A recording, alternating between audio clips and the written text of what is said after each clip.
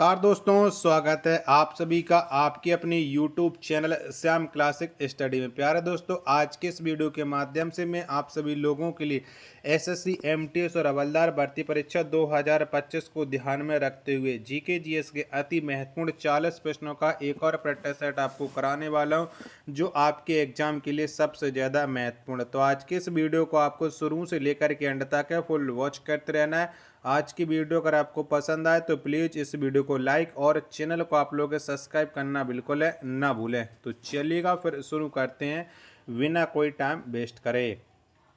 तो पहला प्रश्न आ जाता है कि महाराष्ट्र का सुकरात किसे कहा जाता है।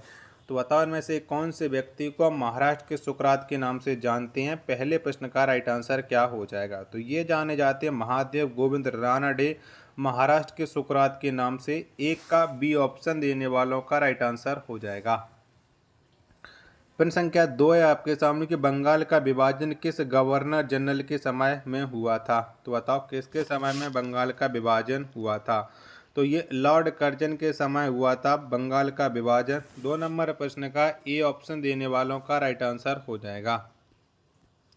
प्रश्न संख्या 3 है आपके सामने कि विश्व की सर्वाधिक लंबी सीमा वाला देश कौन है। तो बताओ इनमें से कौन सा देश है विश्व में जिसकी सबसे लंबी सीमा है। 3 का राइट आंसर क्या हो जाएगा। तो इस देश का नाम हो जाता है कनाडा। 3 का ए ऑप्शन देने वालों का करेक्ट आंसर हो जाएगा। प्रश्न संख्या 4 है आपके सामने कि भारतीय स्वतंत्रता आंदोलन की माता किसे कहा जाता है। तो बताओ किसको कहते हैं। 4 नंबर प्रश्न का राइट आंसर क्या हो जाएगा। तो भारत की और स्वतंत्रता आंदोलन की जो माता कहा जाता है वो मैडम भीकाजी कामा को कहा जाता है। 4 का बी ऑप्शन देने वालों का राइट आंसर हो जाएगा। प्रश्न संख्या 5 है कि मानव शरीर में ऊर्जा का स्रोत क्या है। तो बताओ इनमें से कौन सा है। 5 नंबर प्रश्न का राइट आंसर क्या हो जाएगा। तो मानव शरीर में जो ऊर्जा का स्रोत हो जाता है वो कार्बोहाइड्रेट होता है। 5 का डी ऑप्शन देने वालों का करेक्ट आंसर हो जाएगा। 16 नंबर का प्रश्न है कि राज्यसभा में सदस्यों का निर्वाचन किस पद्धति द्वारा होता है। तो बताओ कौन सी पद्धति से राज्यसभा में सदस्यों का निर्वाचन किया जाता है। 6वें नंबर प्रश्न का राइट आंसर क्या हो जाएगा। तो ये अप्रत्यक्ष मतदान पद्धति के द्वारा होता है। 6 का ए ऑप्शन देने वालों का राइट आंसर हो जाएगा। 7 नंबर का प्रश्न कि मिताली राज का संबंध किस खेल से है। तो बताओ इनमें से कौन से खेल से मिताली राज संबंध रखती है। 7 का राइट आंसर क्या हो जाएगा। तो इनका संबंध हो जाता है क्रिकेट से। 7 का सी ऑप्शन देने वालों का राइट आंसर हो जाएगा। 8 नंबर का प्रश्न है कि राष्ट्रीय आहार संस्थान कहाँ स्थित है। तो बताओ कहाँ पर स्थित है। 8 का राइट आंसर क्या हो जाएगा। तो राष्ट्रीय आहार संस्थान ये हैदराबाद में स्थित हो जाती है। 8 का डी ऑप्शन देने वालों का राइट आंसर हो जाएगा। नेक्स्ट प्रश्न है प्रश्न संख्या 9 की डेड हीट पद का संबंध किस खेल से है। तो बताओ इनमें से कौन से खेल से ये डेड हीट पद संबंध रखता है। 9 का राइट आंसर क्या हो जाएगा। तो इसका संबंध हो जाता है घुड़दौड़ से। 9 का बी ऑप्शन देने वालों का राइट आंसर हो जाएगा।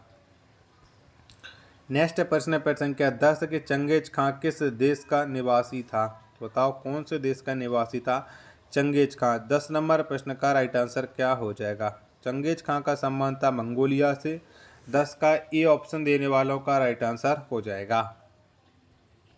नेक्स्ट प्रश्न है प्रश्न संख्या 11 आ जाता है कि विश्व का सबसे छोटा गणतंत्र कौन है। तो बताओ इनमें से कौन सा देश है। 11 नंबर प्रश्न का राइट आंसर क्या हो जाएगा। तो विश्व का जो सबसे छोटा गणतंत्र हो जाता है वो हो जाता है नौरू। 11 का सी ऑप्शन देने वालों का करेक्ट आंसर हो जाएगा। अगला प्रश्न प्रश्न संख्या 12 आ जाता है कि प्लाज्मा अनुसंधान केंद्र कहाँ स्थित है। तो बताओ कहाँ पर स्थित है। 12 का आंसर आपको देना है। तो प्लाज्मा अनुसंधान केंद्र ये गांधीनगर में स्थित है। 12 का ए ऑप्शन देने वालों का राइट आंसर हो जाएगा। नेक्स्ट प्रश्न संख्या 13 आ जाता है कि रास तनूरा तेल रिफाइनरी किस देश में है। तो बताओ ये कौन से देश में स्थित हो जाती है रास तनूरा तेल रिफाइनरी। 13 नंबर प्रश्न का राइट आंसर क्या हो जाएगा। तो इसका संबंध हो जाता है सऊदी अरब से। 13 का बी ऑप्शन देने वालों का करेक्ट आंसर हो जाएगा।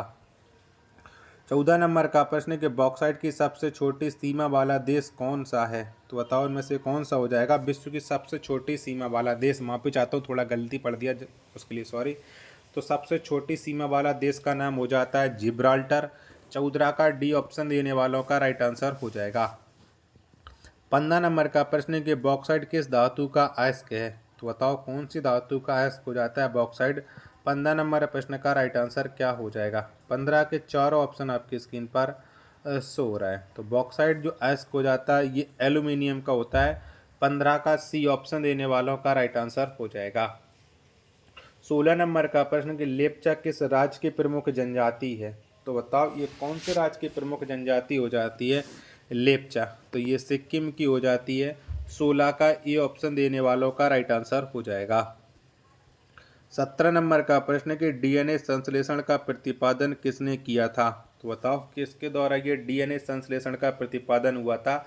17 नंबर प्रश्न का राइट आंसर क्या हो जाएगा?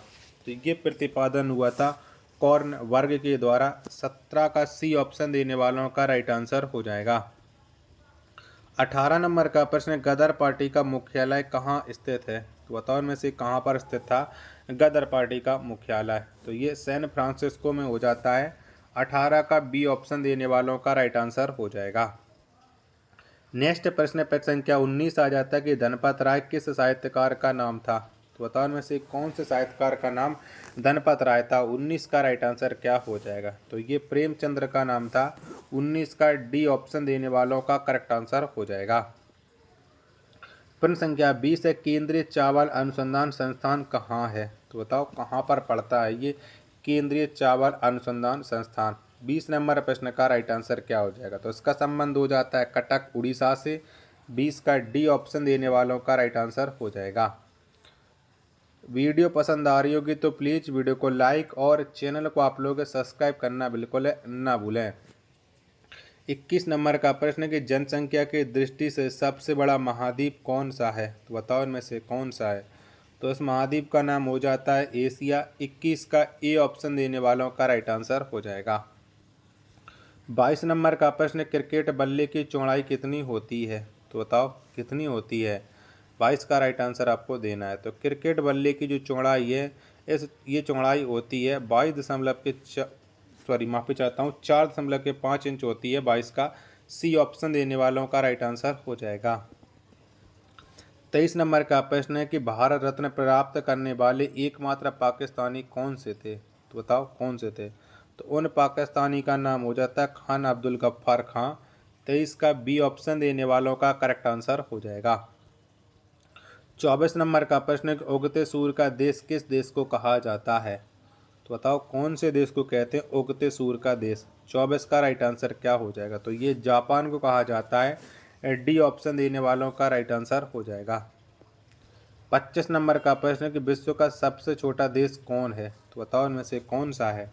तो विश्व का जो सबसे छोटा देश है वो वेटिकन सिटी हो जाता है। 25 का बी ऑप्शन देने वालों का राइट आंसर हो जाएगा। 26 नंबर का प्रश्न है कि भारतीय दंड संहिता की धारा 302 का संबंध किससे है? तो बताओ किससे संबंध रखती है ये भारतीय दंड संहिता की धारा 302? तो इसका संबंध हो जाता है हत्या से। 26 का ए ऑप्शन देने वालों का राइट आंसर हो जाएगा। प्रश्न संख्या 27 है कि फ्लोरेंस नाइटिंगेल ऑफ इंडिया के नाम से कौन चर्चित हैं? तो बताओ कौन जानी जाती हैं? 27 का राइट आंसर क्या हो जाएगा? तो ये जानी जाती हैं सरोजनी नायडू। 27 का डी ऑप्शन देने वालों का राइट आंसर हो जाएगा। 28 नंबर का प्रश्न है कि हरित क्रांति का प्रारंभ किस वर्ष हुआ? तो बताओ कब प्रारंभ हुआ था हरित क्रांति का? तो हरित क्रांति का प्रारंभ 1967-68 में हुआ था। 28 नंबर प्रश्न का ए ऑप्शन देने वालों का राइट आंसर हो जाएगा। 29 नंबर का प्रश्न कि मराठा रानी अहिल्याबाई होलकर की राजधानी कहाँ थी? तो बताओ कहाँ पर थी? तो इनकी जो राजधानी थी वो थी माहेश्वर में। कहाँ पर? माहेश्वर में। 29 का ए ऑप्शन देने वालों का राइट आंसर हो जाएगा। प्रश्न संख्या 30 आ जाता है कि लोकसभा चुनाव लड़ने के लिए न्यूनतम आयु सीमा कितनी है? तो बताओ कितनी है? तो इसके लिए न्यूनतम आयु सीमा हो जाती है 30 वर्ष। 30 का ए ऑप्शन देने वालों का राइट आंसर हो जाएगा। 31 नंबर का प्रश्न है कि राष्ट्रीय झंडा अपनाने वाला प्रथम देश कौन है? तो बताओ इनमें से कौन सा देश है? तो राष्ट्रीय झंडा अपनाने वाला जो प्रथम देश हो जाता है उस देश का नाम हो जाता है डेनमार्क। 31 का सी ऑप्शन देने वालों का राइट आंसर हो जाएगा। 32 नंबर का प्रश्न है कि बजट किस महीने में प्रस्तुत किया जाता है? तो बताओ कौन से महीने में बजट प्रस्तुत होता है? 32 का राइट आंसर आपको देना है। तो बजट ये फरवरी महीने में प्रस्तुत किया जाता है। 32 का बी ऑप्शन देने वालों का राइट आंसर हो जाएगा। प्रश्न संख्या 33 आ जाता है कि बांग्लादेश की मुद्रा क्या है? तो बताओ इनमें से कौन सी है बांग्लादेश की मुद्रा? 33 का राइट आंसर क्या हो जाएगा? तो टका ये बांग्लादेश की मुद्रा हो जाती है। 33 का डी ऑप्शन देने वालों का राइट आंसर हो जाएगा। प्रश्न संख्या 34 है कि निम्नलिखित में से सौरमंडल में उपस्थित किस ग्रह का कोई उपग्रह नहीं है? तो बताओ इनमें से किसका कोई उपग्रह नहीं है?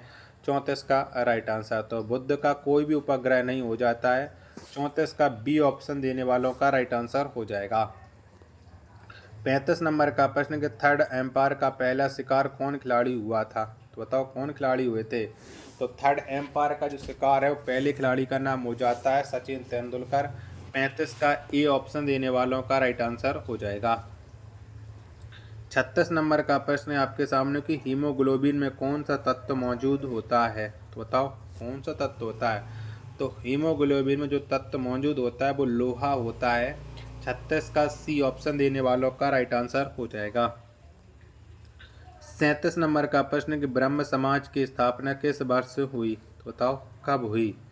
तो ब्रह्म समाज की जो स्थापना है वो 1828 ईस्वी में हुई थी। 37 का सी ऑप्शन देने वालों का राइट आंसर हो जाएगा।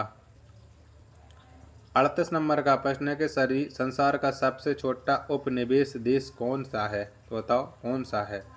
तो संसार का जो सबसे छोटा उपनिवेश देश हो जाता है उस देश का नाम जिब्राल्टर है। 38 का ए ऑप्शन देने वालों का राइट आंसर हो जाएगा। माफी चाहता हूँ, जिब्राल्टर नहीं, वेटिकन सिटी है, नहीं जिब्राल्टर। 38 का A option he right answer होगा। प्रश्न संख्या 39 की सहारा मरुस्थल कहाँ स्थित है? तो सहारा मरुस्थल स्थित हो जाता है उत्तरी अफ्रीका में। 39 का सी ऑप्शन देने वालों का राइट आंसर हो जाएगा। प्रश्न संख्या 40 और अंतिम प्रश्न आ जाता है आज के सेट का कि जनसंख्या की दृष्टि से विश्व का सबसे बड़ा देश कौन सा है? तो जनसंख्या की दृष्टि से विश्व का जो सबसे बड़ा देश हो जाता है वो उस देश का नाम हो जाता है चीन। 40 का बी ऑप्शन देने वालों का राइट आंसर हो जाएगा। आशा और उम्मीद करता हूँ आप सभी लोगों को ये वीडियो पसंद आई होगी। तो प्लीज़ वीडियो को लाइक और चैनल को आप लोग सब्सक्राइब करना बिल्कुल ना भूलें। मिलते हैं और नेक्स्ट वीडियो के साथ, तब तक के लिए धन्यवाद। जय हिंद, वंदे मातरम।